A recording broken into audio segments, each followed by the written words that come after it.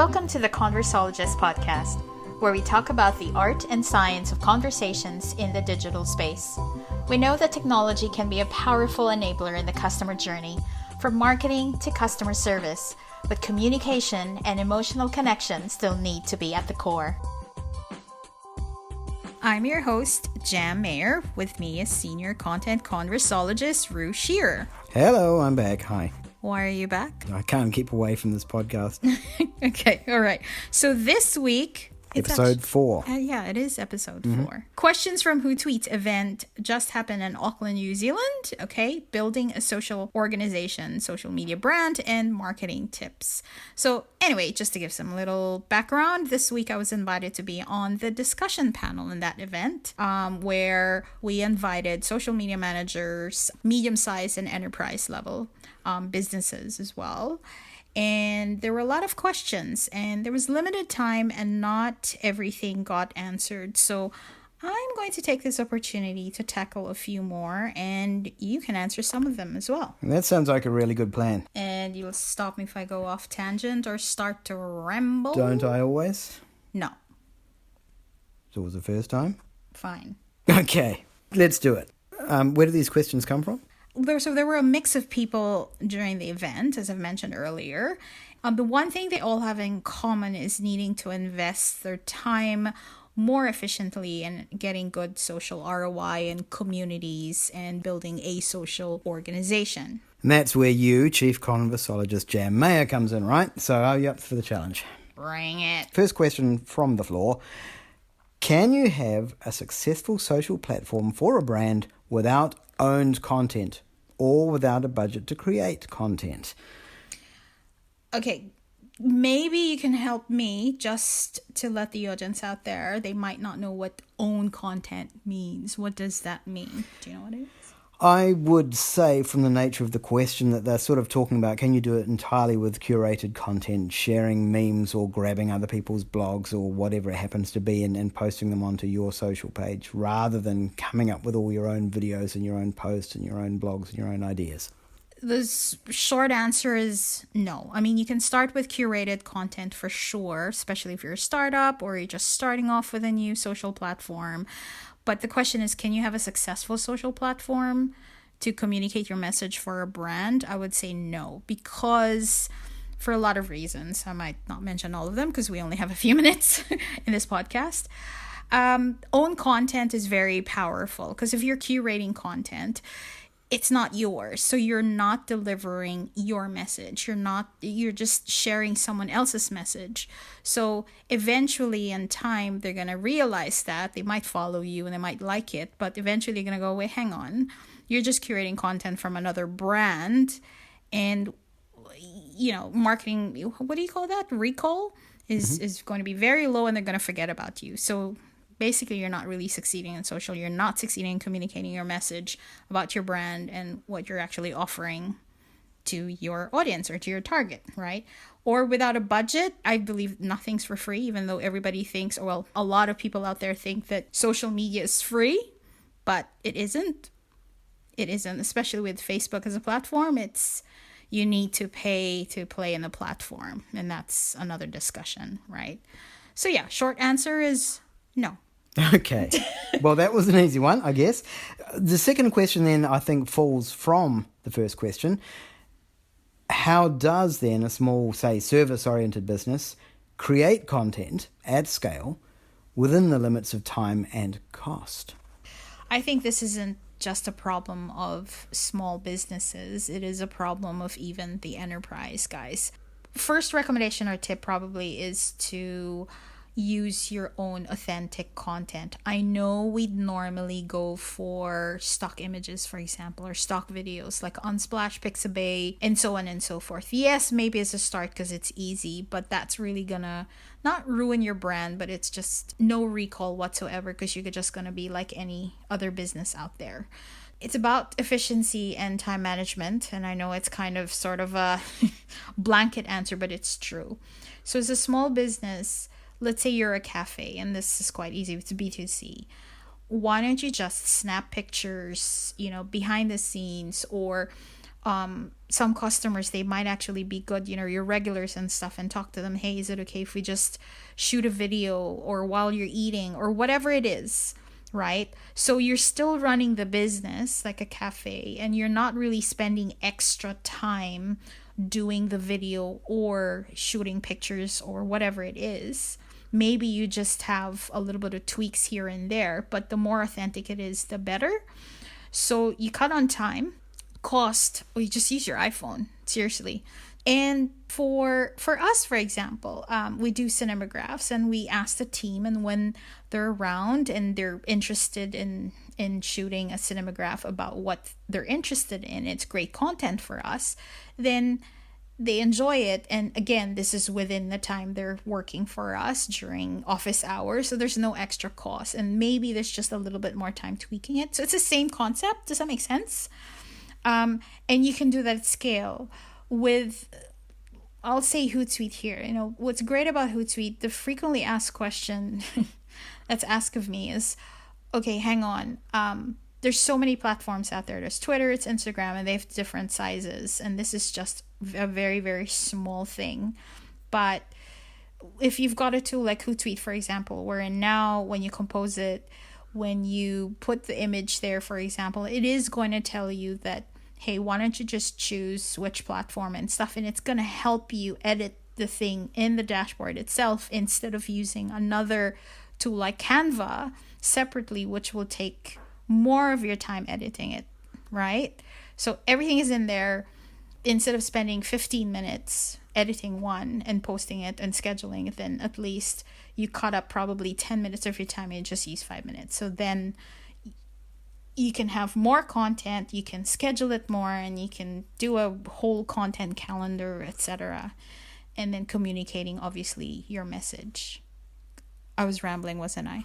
Not at all. That was actually really useful. So in a nutshell, thinking smarter, incorporating your content creation into the day-to-day running of the business, and actually just using the machinery in motion of the business as part of your content creation process. So you're not actually creating extra tasks and extra processes to do it.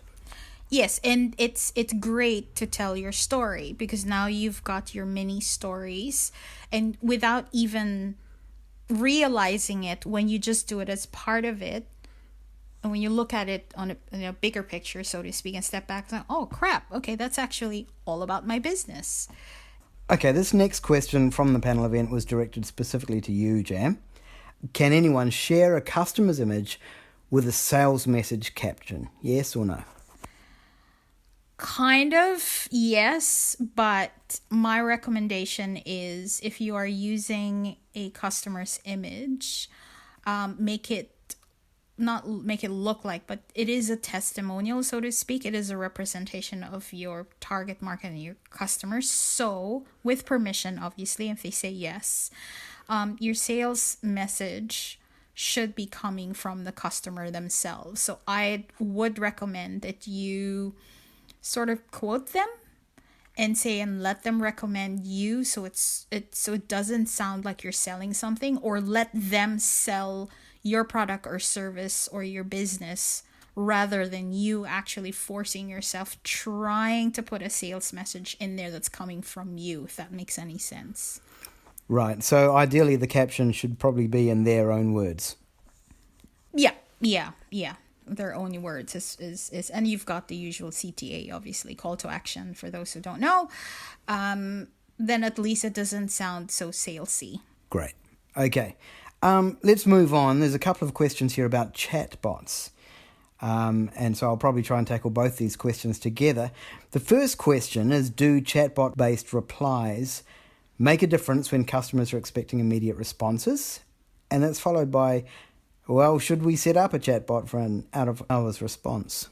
I'll deal with tackle the second one. Should we? Because that's easy to answer. I mean, yes, for sure. I mean, should you set up a chatbot for an out-of-hours response? Normally, and we've got clients who, look, they've got people during office hours who would do live chat, etc., and they're not busy, so they can turn it off.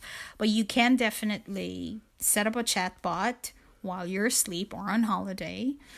so they can answer the frequently asked questions, right? So you are still giving the answers to your customers. Now let's go to the first one. Do chatbot-based replies make a difference? Yes, it does.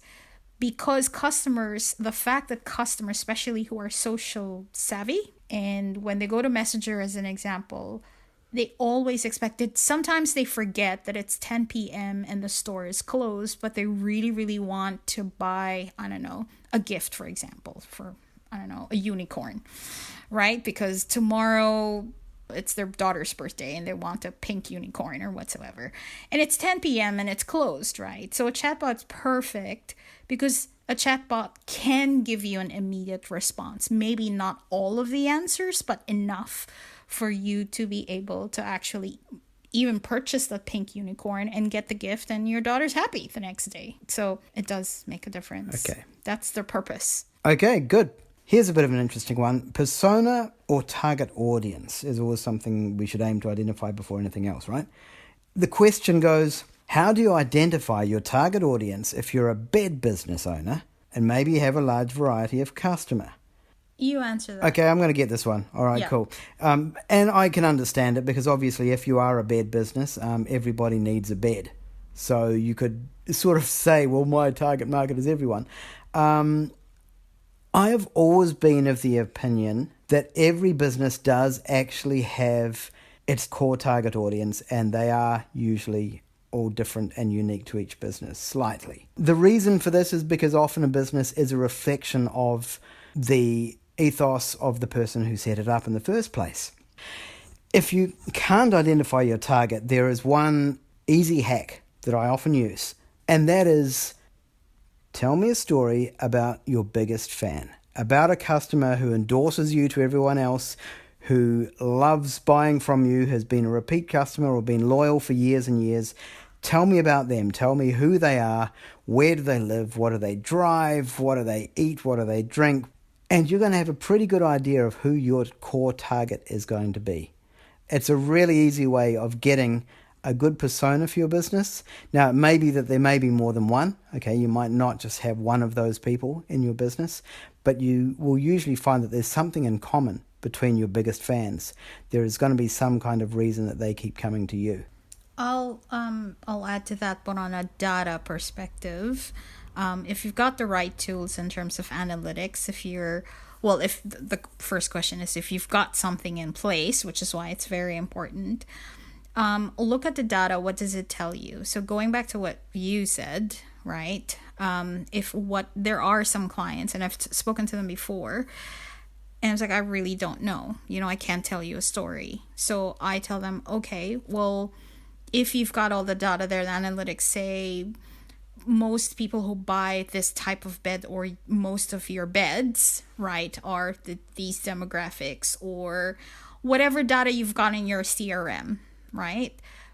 Get that, and then you now have a big pattern, and you can now create a persona and a target audience. And I've heard stories wherein, I always thought that this was our market, but the people who are actually buying our beds are totally the opposite. And then that's when they realized, when they started targeting and conversing with them and obviously doing it in social, then sales go up. Coupled with what you said, right, plus data, that's powerful.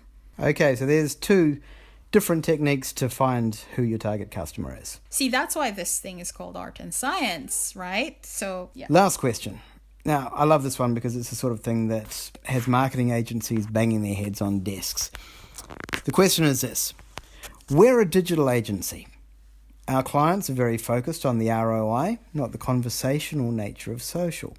How should we help them understand content? Okay, so this basically is very relevant to the whole fact that this is the Conversologist podcast, because this is what Conversology is all about. Conversations are the basis of good long-term business.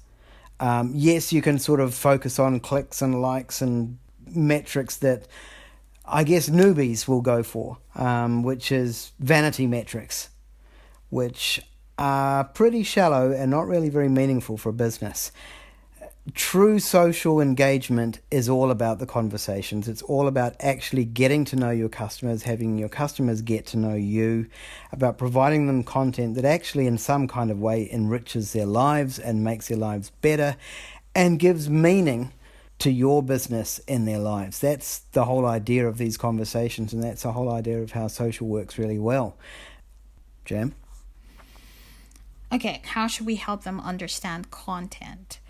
It's not about you trying to let them understand what content's all about. I know it's very important, but if you've got a client who's focused on numbers, and usually that's sales, right?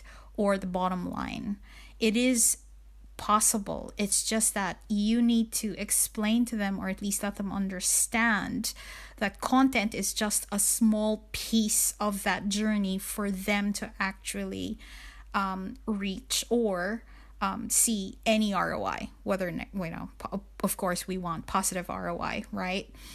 And if you explain to them that journey and how it will take them to that endpoint, so to speak, then you're not really explaining just content, because if you are a good digital agency, you know it's not just about content, it's everything else in between, right?